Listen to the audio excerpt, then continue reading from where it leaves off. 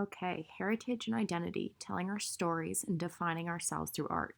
This is made for an art foundations class, so ninth and 10th graders, and the approximate time for the unit would be about 9 weeks. So for this for this unit, we'll have three main projects. The first will be an introspective look into our personal ancestry and heritage. Through inquiry into our family's past, as well as listening to stories written about specific items or themes that are passed down through families. Specifically, these stories would be The Keeping Quilt by Patricia Polacco and Itsulu, Cherokee Harvest Festival by Daniel Pennington. Students will also view a film short created by PBS called We Are the Immigrants, and this will really be what sets us off into this project, which is about animation and storytelling. So, as a class, we will discuss the animation style together that we viewed in the We Are the Immigrants video, as well as our own personal styles of animation. Project One will be introduced as the animation built upon a theme or short story for each of the students' past, and the animation must be minimum of 1 minute long. On the right here, I have our storyboard worksheet. Storyboarding and storytelling is a really important part of the first two lessons, as well as Project One. Learning how to do this, picking out the important themes, and jotting them down with some quick sketches as well. Lessons 3 and 4 and Project 2 in this unit, Who Do I See Myself As? And this is based in materials such as drawing and painting. So, Project 2 will encompass lessons 3 and 4. We will be discussing and inquiring about our own personal identity, asking questions such as how is my chosen identity different or the same as the heritage and culture I was born into?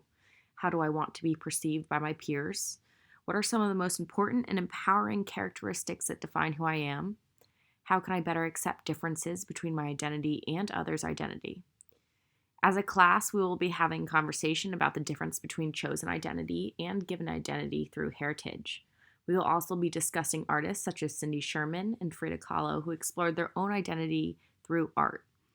In addition, during this lesson, before introducing Project 2, we will be watching a video made by the MoMA, which talks about how artists have used self-portraiture throughout history to define themselves.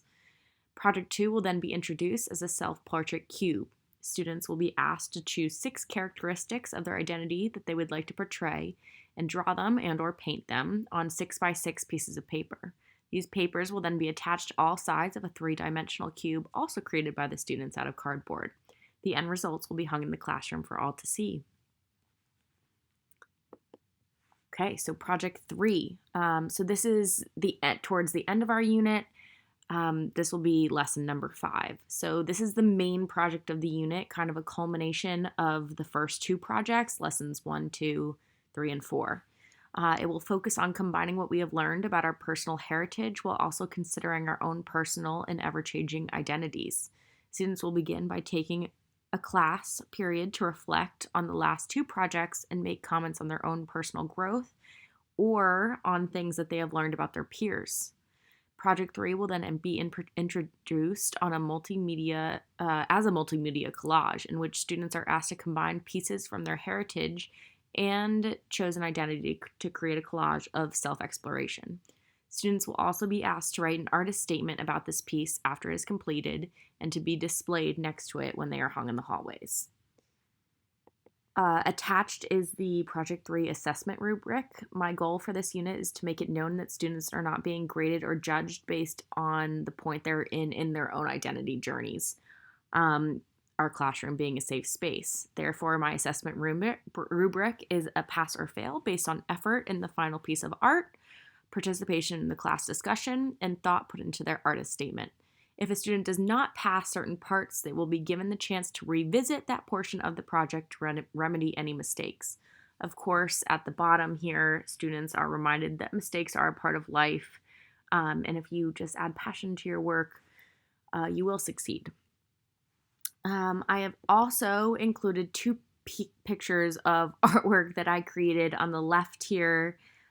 This was my art camp that I had this August and actually was one of the main inspirations for this unit. With my younger students, we explored our sense of self and how we saw ourselves by creating bubblegum self portraits. We added funky hairstyles and outfits, as well as the pink balloon for the bubblegum to add a fun twist. They really enjoyed this project, and it was really cool to see how they all saw themselves differently. And this is just a great idea for younger students while you're exploring identity.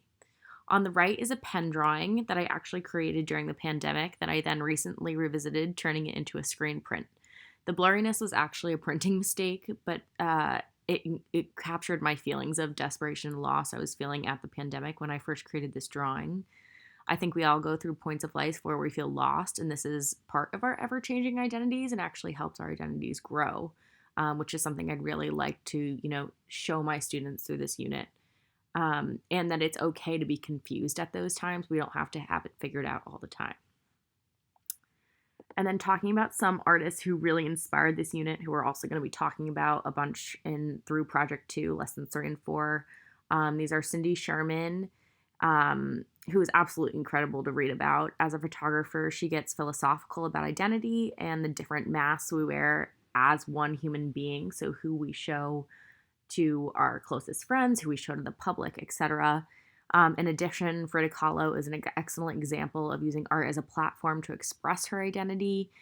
For students, I think she is is a great visual to contextualize and use for projects like our second project when creating self-portraits.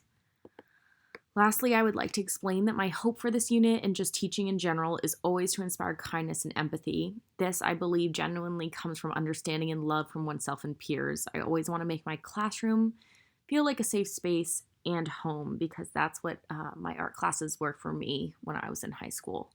I really hope that this unit, is a look into some things that my students didn't know before about their own personal heritage, but they also come out understanding that their heritage doesn't have to define who they are. They can also, create their identities as they're going through this hard stage of high school and that personal age. Thank you for listening.